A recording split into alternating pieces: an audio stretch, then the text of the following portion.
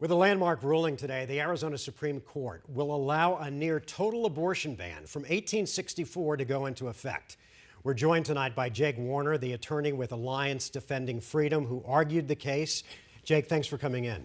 Thanks for having me. As an attorney, don't you think we can do better and that we've advanced further as a society than a law that was written in 1864 that makes no exceptions for victims of rape or incest? Life is a human right. States are well within their power to protect life from the moment of conception. Think about these unborn children. Think about what we've learned over the past 50 years. These unborn children, they develop heartbeats at the age of 6 weeks, fingers and toes at 8 weeks, and their unique fingerprints at 10 weeks. The Arizona people we've long protected human life, and it's a good thing that we've done that. Yeah, but 1864, Jake, I mean, come on, we have come further. I'm not saying that there should be unbridled access to abortion at whatever point, but we surely can do better than 1864. Well, the law protects human life from the moment of conception. Life is a human right, and any government should be proud of its efforts to protect life as much as possible.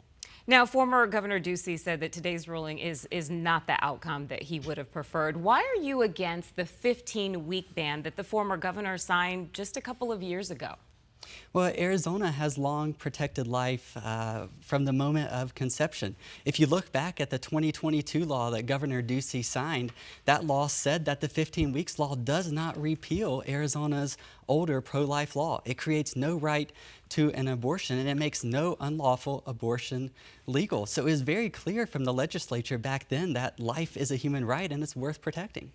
I was looking on your website today, Jake. It's Alliance Defending Freedom, and it's interesting that an organization that has freedom in its title wants to take the reproductive freedom of a woman away with no exceptions. Well, think about the right to life. Life is a human right. There's always more than one person in the picture here. And we think it's well within the reason of the Arizona people to protect life from the moment of conception. And we applaud the court's decision today. Now, Attorney General Kris Mayes, she says that she's not going to prosecute a woman. She's not going to prosecute a doctor, basically saying she's not going to enforce this abortion ban. What's your reaction to that? Well, it's not her call in the end. Local prosecutors have discretion to enforce this law, and we believe that just as the Arizona Supreme Court said today, this law should be fully enforceable within 14 days. Do you have daughters, Jake? Absolutely. And does it not worry you as a father that if, God forbid, your daughter was raped, that there would be no recourse for her in Arizona based on this law? That's always a tragic situation. That would be absolutely awful, but at the same time, we shouldn't compound that tragedy by adding another to it. I'm very thankful to live in a state that protects life from the moment of conception. Without exception. Except to save the mother's life. But without exception in terms of rape or incest? Well, it just seems draconian. We shouldn't compound one tragedy and add it to the other. We should be willing to protect life from the moment of conception, and I'm thankful that I live in a state that does that. Now, shortly after today's ruling, Kamala Harris is going to make a visit to Arizona. Do you think that the pro-life versus pro-choice argument is going to be the deciding factor in the November election? I don't know what's going to be the deciding factor this November. It's my hope that this decision and other things around the country will encourage voters to affirm that life is a human right if they live here in Arizona or somewhere else.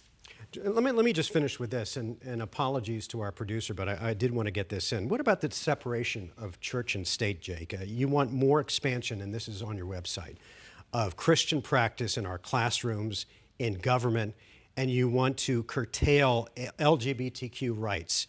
Shouldn't that be a freedom as well?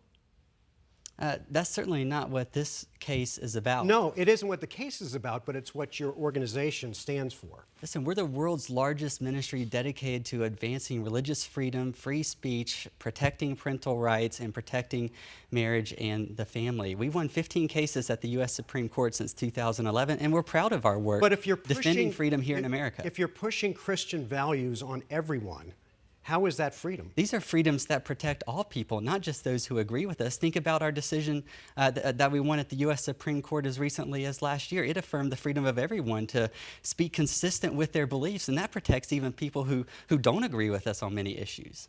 All right. Jake, thank you for coming down tonight. This is certainly going to be a contentious issue, and I'm sure we have not heard the end of this. Thanks for having me tonight. We appreciate it. Thank you. And still ahead on 12 News at 6, we'll be joined in studio by Cheryl Bruce. She is a campaign manager for Arizona for Abortion Access, and she'll weigh in on today's Supreme Court ruling and how her organization plans to respond. We'll be right back.